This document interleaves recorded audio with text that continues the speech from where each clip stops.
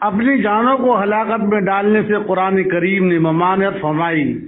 یاد رکھو اپنی زندگی اور اپنی جان کو ضائع کرنے کا ہمیں کوئی حق نہیں۔ اللہ تعالیٰ کی دی ہوئی زندگی اس کی امانت ہے، ہمیں اس کو ضائع اور برباد کرنے کی اجازت نہیں۔ قرآن کریم میں حق تعالیٰ شان فرماتے وَلَا تَقْتُلُوا أَنفُسَكُمْ، اپنے آپ کو قتل مت کرو۔ ایک جگہ فرماتے وَلَا تُلْقُوا بِأَيْدِيكُمْ إِلَى التَّهْلُكَةِ، اپنے آپ کو ہلاکت کے دہانے پر لے جا کر کھڑا مت کرو، اپنی زندگی کو ضائع مت کرو۔ اللہ تعالیٰ نے تم کو اپنی عبادت کے لیے بنایا، طاعت کے لیے بنایا۔ اگر فضول کام کے ذریعے اپنی زندگی ختم کی، پتنگ بازی کرتے ہوئے کوئی چھت سے گر گیا، اللہ کے دربار میں پہنچا، وہاں فرشتوں نے کہہ دیا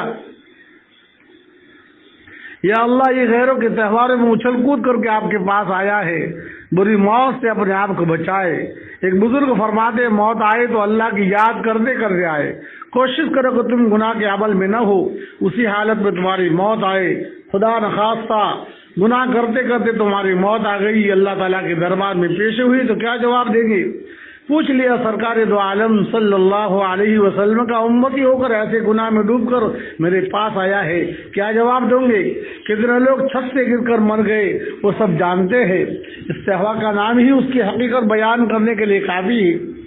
مسئلہ کھانے کا اوپر چھت پر کھانا لے کر چڑھتے ہیں، اس میں خاص قسم کے لڈو، پھر پاپڑے، بھجیے، معلوم نہیں کیا کیا، اس تہوار کا نام رکھا مکر سکرانتی، تو نام ہی سے معلوم ہوتا ہے کہ اس میں سکرات ہی سکرات، مکر اور دھوکے کے سوا کچھ نہیں۔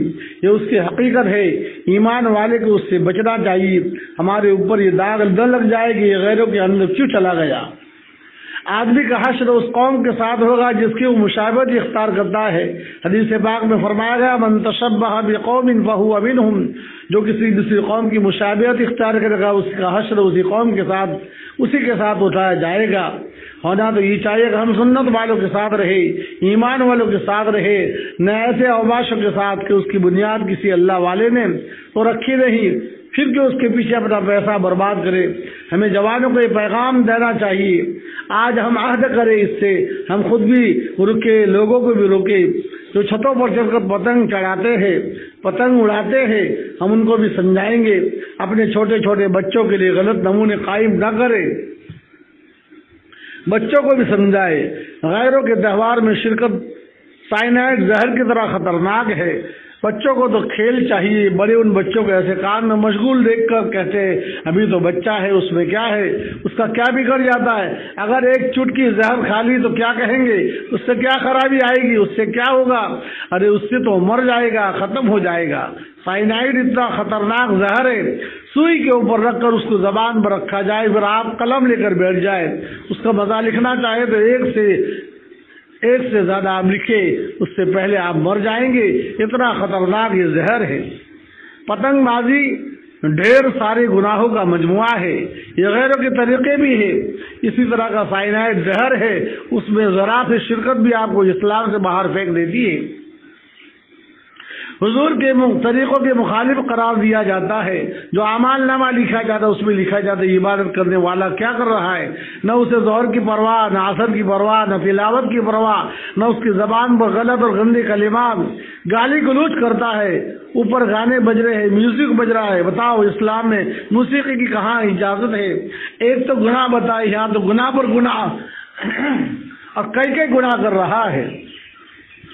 پتنگ بازی کے جواز کے قائل کی ایک لچر دلیل یہ ہے کہ آسمان کی طرف دیکھنے سے آنکھیں تیز ہوتی ہے، ارے آنکھیں تیز نہیں ہوتی بلکہ کمزور ہوتی ہے۔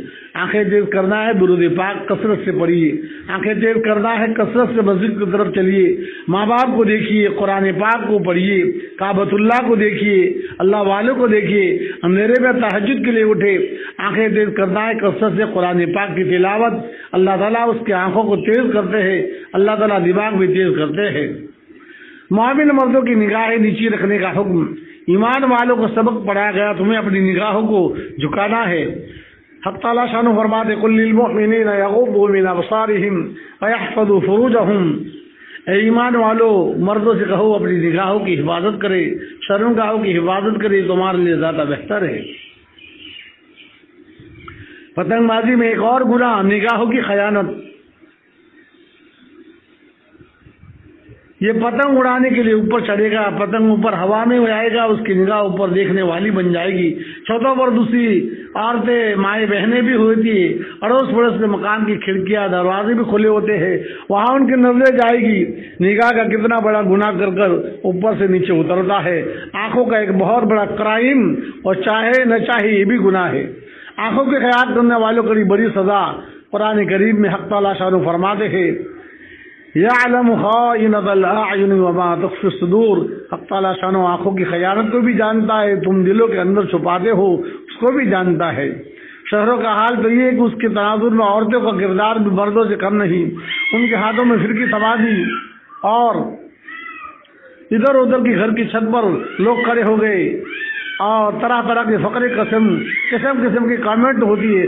خواتین بھی کامنٹ کر رہی، مرد بھی کامنٹ، مرد غیر محرم مخلوق اجتماع ہو گیا، اللہ تعالیٰ کی لعنتوں کا، اللہ کے غضب اور غصے کا شکار ہو گیا، طرح طرح کی برائیوں، قسم کی غلاظتوں کے اندر مبتلا ہے۔ اپنے معاشروں کو ان سے بچائیے۔ آج ہمیں اپنی ذاتوں کی اصلاح کی ضرورت ہے، ہمیں دین کی ضرورت ہے۔ آج ہم مسجدوں کو آباد نہیں کر سکتے تو گناہوں کے ذریعے اللہ کے عذاب کو دعوت دے رہے ہیں، اور ہم بھی اس کی حقیقت کو جانتے کہ ہمارا بچاؤ دین ہی میں ہے، ہمارا بچاؤ سنتوں میں ہے، ہمارا کمال ذکر میں ہے۔ ہم پکے مسلمان بن کر آج دنیا میں سردار سکھ اپنا مذہبی شعار نہیں چھوڑتا، اپنی داڑھی نہیں چھوڑتا، اپنی کرپان نہیں چھوڑتا، پھر کیا ہو گیا کہ ہم سنتیں چھوڑتے ہیں۔ اس لیے میرے عزیز اور دوستو، عزت اللہ نے دین میں رکھی ہے۔ حق تعالیٰ